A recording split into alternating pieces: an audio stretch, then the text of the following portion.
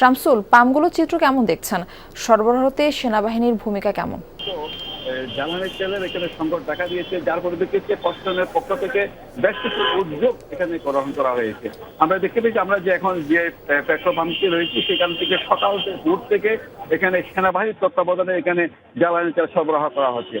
আপনাকে যদি আমি জানিয়ে রাখতে চাই, রাঙ্গামাটি শহরে যে 4টি পেট্রোল পাম্প রয়েছে, 4টি পেট্রোল পাম্পে ধারাবাহিকভাবে এখানে জ্বালানি সরবরাহ করা হয় এবং এই 4টি পেট্রোল পাম্পের মধ্যে প্রশাসনের পক্ষ থেকে সেনাবাহিনী মোতায়েন করা হয়েছে।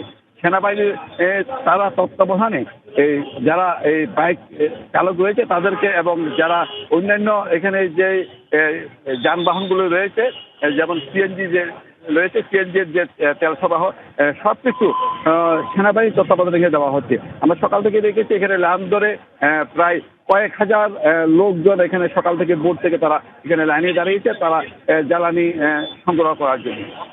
এ পর্যন্ত আমরা বেশ কয়েকটি পেট্রোল পাম্প আমরা ঘুরে দেখেছি। সবগুলো পেট্রোল পাম্পের মধ্যে একই অবস্থা।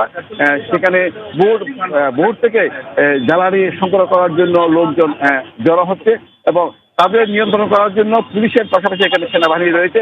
সেনাবাহিনী তত্ত্বাবধানে এই তেল সরবরাহ করার কারণে এখানে এখনো পর্যন্ত আজকে থেকে কোথাও কোনো ধরনের উপযুক্ত ঘটনা আমরা খবর পাইনি। শামসুল, আমরা শুনছিলাম, আপনাকে ধন্যবাদ জানাচ্ছি আমাদের সঙ্গে যুক্ত হবার জন্য।